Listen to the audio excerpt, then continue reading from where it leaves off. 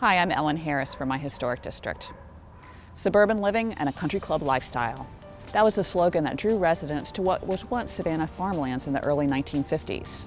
It was the beginning of Fairway Oaks Greenview neighborhood, a little over 200 homes and one of Savannah's hidden gems. When this neighborhood was built, it was completely different than everything else. It was a middle class to upper middle class natural migration to the edges of the city. These were farm lots. These were 1 mile by 1 mile lots. Lots that broke the mold of the downtown plan. After the Landmark District, south was the garden lots, and Durin Avenue marked the beginning of the farm lots, all built to General Oglethorpe's master plan. He did leave this for us, so even though it's not on the gridiron and it's not a planned grid, and it's curved linear, and so it flows a little bit differently, it's still here because they didn't cut it up and divide it with streets early on, because these were all huge lots and they were farms out here. This was a pecan and chicken farm. Now it's nestled between the Casey Canal on the east and Waters Avenue on the west.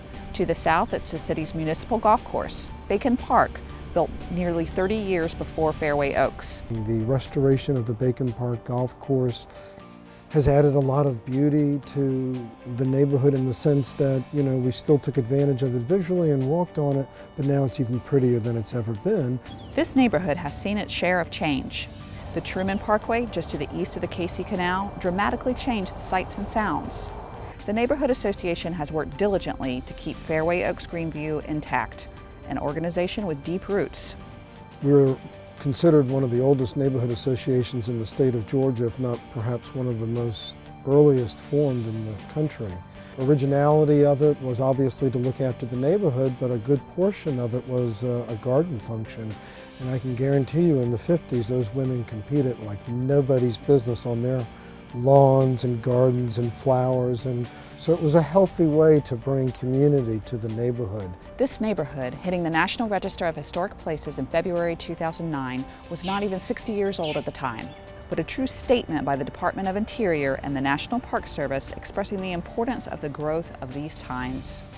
Its designation says that it's definitely mid-century modern.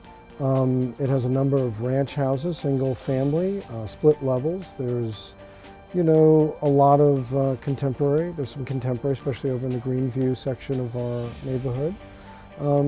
But for the most part, it's a lot of wonderful green sort of reuse, because a lot of homes here are made of materials that came from other buildings downtown. There are a lot of Savannah gray brick homes here that were made from warehouses on River Street or downtown that were taken down brick by brick and reused by a builder to build here in the early 50s.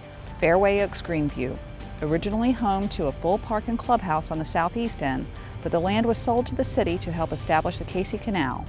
This neighborhood, now preserved on the National Register.